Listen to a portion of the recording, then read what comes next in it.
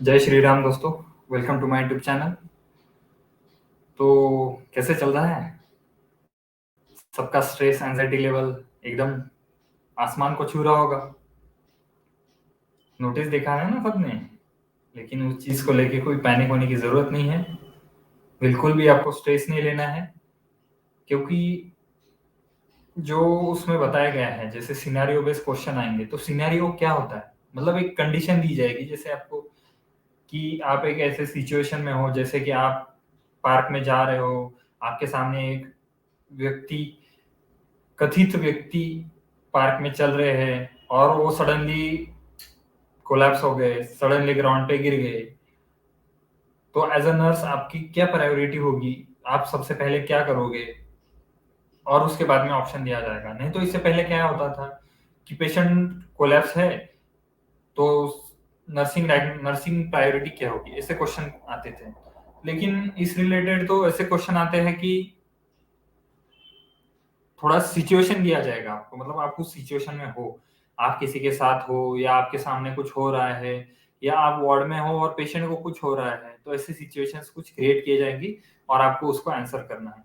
Option same रहेगा, question same रहेगा, बस थोड़ा उसको घुमाया जाएगा। तो उस क्वेश्चन को जो घुमाएंगे, तो आपको आपके सर को नहीं घुमाना है। जब आपका ब्रेन घूमता है तो सब कुछ घूम जाता है। तो ये चीजें ध्यान में रखनी है। बिल्कुल टेंशन नहीं लेना है, कुछ अलग नहीं होने वाला है। आप सबने जो पढ़ा है उसी में से सब आने वाला है। बस एक ही चीज है, जैसे कि आपको थोड़ा घुमाया जाएगा। जैसे वन लाइनर आते थे, टू लाइन्स में क्वेश्चन आते थे, थोड़ा अब ज्यादा दिया जाएगा। तो यही एक इंपॉर्टेंट चीज है, ध्यान में रखनी है। बिल्कुल कुछ ज्यादा चेंजेस नहीं होने वाले हैं। जैसे सिनेरियो मिलेगा, सिनेरियो क्वेश्चन को अच्छे से पढ़ना है, उसमें से जानना है और फिर ऑप्शन भी अच्छे से पढ़ लेना है, ताकि हड़बड़ी में ऐसा होता है कि अरे यार यही सही लगता है, आगे वाला ऑप्शन आप पढ़ते नहीं हो। क्योंकि हर बार पूछा जाएगा कि प्रायोरिटी क्या होती है, टॉप मोस्ट प्रायोरिटी। मतलब नॉर्सेट यही है कि जैसे कि पेशेंट को पानी चाहिए, पेशेंट को पानी दोगे, पेशेंट को खाना दोगे। मतलब पेशेंट नहीं बोल रहा हूँ, जैसे आदमी को खाना जरूरी है कि पानी जरूरी है, तो मोस्ट तो पानी जरूरी है। तो ऐसे मोस्ट प्रायोरिटी आपको ध्यान में रखनी है। और तो इसीलिए आपको चारों, जो भी चार ऑप्शन होंगे, पांच होंगे, जो भी ऑप्शन अभी वो देंगे, कुछ कुछ क्वेश्चन में पांच होंगे, सिलेक्ट ऑल दैट अप्लाई, ऐसे टाइप में भी क्वेश्चन आ सकते हैं। तो ये चीजें आपको इंपॉर्टेंटली ध्यान में रखनी है कि आपको क्वेश्चन अच्छे से पढ़ लेना है, line to line, word to word question आपको पहले रीड करना है, उसको अच्छे से समझ लेना है कि जिन्होंने क्वेश्चन से पेपर सेट किया वो क्या पूछना चाहते हैं। कभी कभी होता है कि थर्ड पर्सन करके वो क्वेश्चन पूछ लेते हैं, तो हमें थोड़ा दिक्कत होता है समझने में। लेकिन उसे अच्छे से समझ लो, फिर ऑप्शन की तरफ जाओ, ऑप्शन चारों के चारों अच्छे से पढ़ो, समझ लो, फिर माइंड में उसको रिकॉल करो कि प्रायोरिटी क्या हो सकती है, और उस हिसाब से आपको आंसर करके नेक्स्ट क्वेश्चन पे जाना है। लेकिन ऐसे नहीं है कि एक क्वेश्चन आपको ज्यादा टाइम देना है। आपके पास 200 क्वेश्चन है, लेकिन टाइम आपको 180 मिनट्स है। 20 क्वेश्चन ऐसे है जिसके लिए आप 1 मिनट भी वक्त नहीं दे सकते। अगर आप 1 मिनट से ज्यादा या 1 मिनट आप एक क्वेश्चन के लिए वक्त देते हो, तो जो भी क्वेश्चन पेपर सेट करते हैं वो ऐसे करते हैं कि 50-60 क्वेश्चन ऐसे रहेंगे जिसे आप देखते ही जान लो और कर लोगे। बस आपको क्वेश्चन पढ़ने में टाइम लगेगा। तो आपको जो क्वेश्चन पढ़ने का टाइम है वो कैसे बचाना है, तो वही वीडियो एंड तक देखो, बताऊंगा कि कैसे बचाना है। तो जैसे कि अभी हमारे पास 10 दिन है, 10-12 दिन जो भी बचा है, कैलकुलेट क्या करना है ही टाइम उतना ही बचा है, दूसरे ज्यादा तो बचा है नहीं। तो हमें एक इम्पोर्टेंट चीज करनी है। क्वेश्चन तो बहुत लोग ऐसे है कि बुक लेते हैं, बुक में टिक करते हैं, हाँ ये ऑप्शन होगा, बी होगा, इसका सी होगा, इसका डी होगा, फिर बाद में 10 सॉल्व करने के बाद या 100 सॉल्व करने के बाद पीछे देखते हैं आंसर की में कि हाँ मेरे इतने करेक्ट आए, मेरे इतने नहीं आए, फिर इसका रैशनल ऐसा है। ये एक स्टडी का जो पैटर्न है ये ठीक है, मतलब नॉट बैड। आप थ्योरी कर रहे हो, थ्योरी के साथ साथ ऐसे रैशनल भी, मतलब अगर टाइम नहीं है तो क्वेश्चन सॉल्व करके भी आप रैशनल अच्छे से ले सकते हो। रैशनल से ही बहुत सारी रिवीजन आपकी हो जाती है। लेकिन ऐसे करने से नहीं होगा। अगर 100 क्वेश्चन आप 80 मिनट्स का टाइम लगा के सॉल्व कर रहे हो, तो मैं मान, तो वो एकदम एक्यूरेट कर रहा है। तो उसको कोई नहीं रोक सकता इस बार नॉर्थ सेट में, क्योंकि उसने अपना टाइम मैनेजमेंट कर लिया है। तो जिन्होंने भी अब तक टेस्ट सीरीज नहीं लगाई, या जो लोग अभी तक क्वेश्चन के साइड में गए ही नहीं है, थ्योरी ही रीड कर रहे हैं, अपने नोट्स ही रीड कर रहे हैं, वो एक चीज ध्यान में रखें। बहुत सी ऐसी टेस्ट सीरीजेस है जो कि कोई कुछ सैंपल पेपर, कुछ क्वेश्चन पेपर्स फ्री में देती, तो आप उसके थ्रू जा सकते हो। आप परचेस भी कर सकते हो।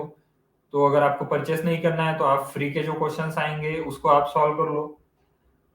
मेगा टेस्ट हो गए 3 घंटे के, आप उसको अटेम्प्ट कर लो। आपको टाइम मैनेजमेंट आना चाहिए। अगर टाइम नहीं आएगा तो ऐसे बहुत से क्वेश्चन जो आते हुए भी आप नहीं पढ़ पाओगे और आपका टाइम खत्म हो जाएगा।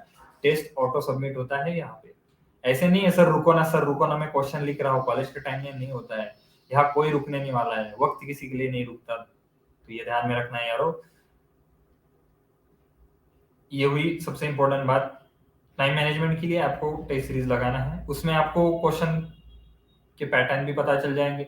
कम टाइम में आपको कैसे क्वेश्चंस रीड करने हैं, क्या क्या करना है, इसका भी आइडिया आपको आ जाएगा। और जो फर्स्ट टाइम नॉट सेट दे रहे हैं उनको भी आइडिया क्लियर हो जाएगा कि पेपर एक्चुअली होता कैसे है, कि क्या क्या ऑप्शंस होते हैं वहां पे, सबमिट का कहाँ रहेगा, ये नेक्स्ट का स्कीप का ऑप्शन कैसे रहे, मतलब रहेगा कि नहीं रहेगा। वैसे ही कुछ कुछ बहुत अच्छी सी टेस्ट सीरीज ने प्लान किया है, वो उस हिसाब से अप्लाई करते जैसे नॉटसेट में होगा उसी का एक डेमो स्टाइल उन्होंने अपने ऐप में या अपने टेस्ट सीरीज पैटर्न में लगाया हुआ है। तो आप उसको जरूर फॉलो करें। 10 दिन आप क्वेश्चन पेपर अगर सॉल्व करोगे अपने टाइम लिमिट में तो आप टाइम मैनेजमेंट सीख जाओगे। दूसरी इंपॉर्टेंट चीज इसमें यह है कि अगर एक क्वेश्चन है जो कि आपको थोड़ा रीड करने में, मतलब जैसे उसका कंसेप्ट है, आपको जैसे मानो कि टीबी है, एक क्वेश्चन का मेन कंसेप्ट है टीबी रिलेटेड कुछ तो क्वेश्चन आया है, तो आपके दिमाग में टीबी वर्ड जैसे आप पढ़ोगे ट्यूबरकुलोसिस, आपके वर्ड मेमोरी में रिकॉल होना शुरू हो जाएगा। लेकिन कई बार ऐसा होता है कि रिकॉल हाफ ही हो जाता है, जैसे क्योंकि हम पैनिक, मतलब एंजाइटी तो सबको आनी है, बिना एंजाइटी के तो आप ऐसे पढ़ भी नहीं सकते। लेकिन एंजाइटी को एग्जाम के टाइम में जो आखिरी के 3 घंटे हैं, पढ़ते टाइम आपकी एंजाइटी कितनी रहो, आपका स्ट्रेस कितना रहो, मुझे कुछ लेना देना नहीं है। आपके आखिरी के 3 घंटों में आपका स्ट्रेस, आपकी एंजाइटी जीरो होनी चाहिए। जीरो मतलब जीरो, तभी आप आपकी मेमोरी जो भी पढ़ी है सब रिकॉल कर पाएगी। तो ब्रेन आपके साथ खेलेगा, आपको ब्रेन के साथ खेलना है, आपको उसको कंट्रोल करना है, उसको शांत रखना है। तो जो भी अगर क्वेश्चन आपको रिकॉल हो रहा है, आधा अधूरा सा आपका नॉलेज रिकॉल हो रहा है, तो आपको उस क्वेश्चन को स्किप करना है। तो बोलोगे सर ऐसे तो बहुत सारे होंगे, स्किप होने दो, कोई बात नहीं, आपके पास 3 घंटे है। कुछ क्वेश्चन 50 to 60 क्वेश्चन ऐसे आएंगे जिसको आप विद इन सेकेंड सॉल्व कर लोगे। तो आपके पास 1 मिनट में आप सोच लो 20 to 30 क्वेश्चन सॉल्व कर सकोगे। अगर ऐसे कुछ इजी क्वेश्चंस आप पढ़ते ही जिसे आ रहे हो और आपका इंग्लिश अच्छा होगा उतना, तो आपको तो बहुत अच्छा है कि आप लॉन्ग क्वेश्चन भी इजीली जल्दी अडॉप्ट कर पाओगे। क्योंकि बहुत लोगों को इंग्लिश का प्रॉब्लम होता है, तो उन लोगों को ट्रांसलेशन खुद का माइंड का मतलब डबल यूज करना पड़ता है। जैसे कि वो इंग्लिश का है, फिर इंग्लिश को इसमें ट्रांसलेट करके उस हिसाब से फिर मेमोरी रिकॉल करेगी, फिर ऐसे तो थोड़ा टाइम लगेगा। लेकिन जब आप मैंने बताया उस तरीके से प्रैक्टिस करोगे टेस्ट सीरीज में, तो इंग्लिश का भी आपका डर खत्म हो जाएगा और अच्छे से आप जल्दी जल्दी क्वेश्चन पढ़ के समझ पाओगे। तो जो क्वेश्चन आपको नहीं समझ रहा है स्किप कर दो।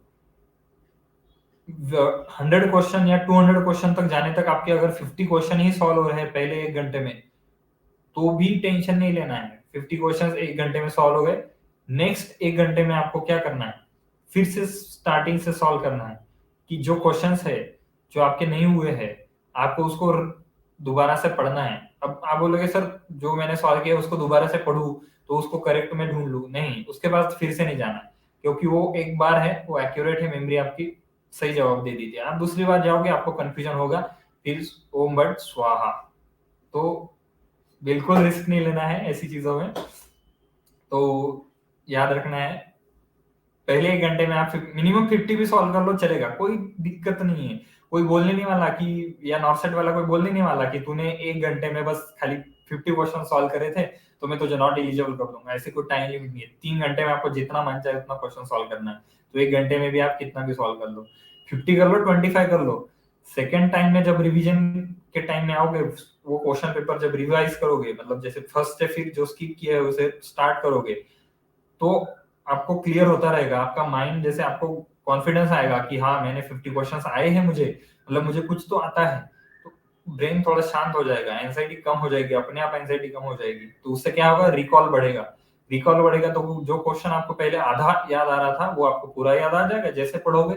तो नेक्स्ट 2 घंटे के अंदर, मतलब टोटल 2 घंटे के अंदर आप 100 से ऊपर क्वेश्चन सॉल्व कर लोगे। अब बात आती है सर कितने क्वेश्चन सॉल्व करने हैं। अब बात ऐसी है, अगर आपको लगता है 100% आपके 130 140 क्वेश्चन आपने सॉल्व कर लिया और वो 100% आपको लगता है कि वो एक्यूरेट है, उसके ऊपर एक भी मत सॉल्व करना। और अगर आ रहे हैं तो सॉल्व कर लो, अच्छी बात है। वो भी 100% में आने चाहिए लेकिन जरूर, क्योंकि होता है वन सर मैंने 140 सॉल्व कर लिए, वो मैं 100% श्योर हूँ, फिर मैं और 10 सॉल्व कर लिया, तो वो भी 100% में आने चाहिए, क्योंकि प्रोबेबिलिटी उधर गैम्बलिंग नहीं कर सकते फिर। और अगर आपको लगता है कि बहुत कोशिश करने के बाद भी 3 बार मतलब 3 बार क्वेश्चन पेपर रिवाइज करने के बाद भी अगर आपको लग रहा है कि मैंने 100 ही क्वेश्चन आ रहे हैं, मेरे इसके ऊपर नहीं जा रहे, तो आप 160 170 तक क्वेश्चन सॉल्व कर लो। आप बोलोगे सर ऊपर के 50 60 कैसे सॉल्व करेंगे। आप इतने तो अनपढ़ नहीं हो, या आपने इतना कम तो पढ़ाई किया नहीं होगा कि आपको कुछ नहीं याद आएगा। बहुत सारे ऐसे क्वेश्चन होंगे उसमें कि आप उसमें से 4 क्वेश्चन में से दो दो को तो हटा ही लोगे, और बचते 2 क्वेश्चन, 2 ऑप्शन हमारे पास। तो 2 ऑप्शन में आपको अक्कड़ करना है, अक्कड़ अक्कड़ बम्बे, वो 80 90 पूरे 100, जिसमें 100 आए उसको लगा लो। ऐसा नहीं करना है। जब आप 4 में से 2 ऑप्शन को स्किप करते हो, तो जो 2 बचते हैं उसको थोड़ा दिमाग लगाओ, उसमें आपको टाइम देना है। जैसे कि आखिरी मैंने बोला 2 घंटे में आपको 100% या 2 घंटे में आप 150 क्वेश्चन, अगर आपकी पढ़ाई अच्छी हुई है, आपका रिकॉलिंग पावर अच्छा है, आपका जो भी पढ़ने का स्किल है, इंग्लिश जो लैंग्वेज है, आपको महारत हासिल है उसमें, तो आप 150 क्वेश्चन भी सॉल्व कर लोगे 2 घंटे में। फिर आपको रिवाइज करना है आखिरी के 1 घंटे में, आपको जो और भी चीजें आती है वो देखना है। तो ये ध्यान में रखना है कि अगर आपको एक्यूरेसी, आपको लग रही है कि मेरी एक्यूरेसी एकदम परफेक्ट है, तो 140 तक चले जाओ, वो भी एक्यूरेट होना चाहिए। अगर आपको लग रहा है कि मेरा 100% एक्यूरेट है, तो आपको 170 तक सॉल्व कर लो। ताकि कई बार ऐसे हो जाता है ना, जैसे 4 में से आप 2 ऑप्शन छोड़ देते हो, 2 ऑप्शन में से कोई एक चुन लो, तो वो आ जाता है, क्योंकि होता है थर्ड सेंस, सिक्स सेंस होता है हमारा, अपने आप वो क्वेश्चन आ जाता है। हमको लगता है नहीं आ रहा है, नहीं आ रहा है, वो ब्रेन सबकॉन्शियस माइंड से अपना एक मेमोरी निकाल लेगा उसको बाहर से, और अच्छे से ये कर लेगा। तो ये सारी चीजें आपको ध्यान में रखनी है। और कुछ गाइडेंस वगैरह चाहिए तो कमेंट सेक्शन में पूछिए। Don't forget to like share and subscribe. हंसते रहिए, खिलखिलाते रहिए, और बिल्कुल टेंशन ना लीजिए। जो कि टेंशन लेता है वो सबको टेंशन देता भी है, और टेंशन लेने से क्या, आज आज तक किसी का भला नहीं हुआ, तो टेंशन लो के क्या करोगे। टेंशन लेने से तो जो पढ़ा है वो भूल जाओगे, तो हमें भूलना नहीं है। जैसे ही एग्जाम में बैठोगे, क्वेश्चन पहला आएगा, अच्छे अच्छे से स्टार्टिंग से ही अच्छे से पढ़ना है क्वेश्चंस को, और अच्छे से पूरा line to line word to word पढ़ लो, तो आपको सक्सेस मिलने से कोई नहीं रोक सकता। आप सक्सेसफुल हो जब आप खुद पे कंट्रोल करना सीख जाओ, खुद पे भरोसा हो, तो छाती ठोक के नॉर्सेट को चैलेंज करो। तो मिलते हैं अगले सेशन में। मैं क्वेश्चन आंसर वाला सेशन जल्दी ही स्टार्ट करने वाला हूँ, 1-2 दिनों के अंदर वो भी वीडियोस आ जाएंगे, ताकि आपको आइडिया हो जाएगा किस टाइप के क्वेश्चन मतलब हो सकते हैं। कि उसी का प्रैक्टिस लिए मैं क्वेश्चन आंसर का एक डिस्कशन 2 वीडियो लूंगा, 2-4 वीडियो जो भी मुझसे बन सके, क्योंकि थोड़ा टाइम प्रॉब्लम है, इसलिए मैं बहुत टाइम बाद ऑनलाइन आता हूँ काउंसलिंग के लिए। लेकिन अभी वक्त निकालना पड़ेगा, क्योंकि आप सभी को मेरी जरूरत है। तो आप सब भी मेरे साथ जुड़े रहे, बहुत लोग सपोर्ट कर रहे हैं, तो मैं भी आपको सपोर्ट करना चाहता हूँ। तो इस तरह से आप गाइड अच्छे से मतलब ये करो, और बहुत लोगों से आप गाइडेंस ले सकते हो, जो लोग आपके आसपास होंगे, जो ऑलरेडी लग चुके हैं कहीं पे, जिनका रैंक अच्छा है। और ये बात नहीं है कि जिसका रैंक अच्छा है उसी से बात कर लो, जिसका रैंक कम आया है, जो क्वालिफाई नहीं हो पाया, या फिर जो क्वालिफाई होके बॉर्डर लाइन पे था, जिसका नहीं लग पाया, उससे भी आप बातचीत कर लो। क्योंकि बातचीत से क्या होता है कि आपको उसका पता चलेगा ना, कि उसने गलती कहाँ की थी। गलती करने वाला ही गलती बता सकता है। जो टॉपर आया है या जो अच्छे रैंक में आया है, वो अपनी गलती नहीं बताएगा, वो बताएगा मैं कैसे पढ़ा था। लेकिन जो क्वालिफाई नहीं हो पाया, जो सक्सेस नहीं हो पाया, वो क्या बताएगा कि मैंने ऐसे-ऐसे पढ़ा था और मैंने ये गलती की थी और दूसरों की गलती से सीखना ही बुद्धिमानी होती है। तो ऐसे नहीं कि खुद गलती करो और खुद सीखो, वो ज़माना गया। दूसरे की गलती से सीखो, ताकि हम खुद की गलती टाल सके और अच्छा सक्सेस पा सके। तो मिलते हैं अगले सेशन में। जय श्री राम, जुड़े रहे मेरे साथ। Don't forget to like, share and subscribe.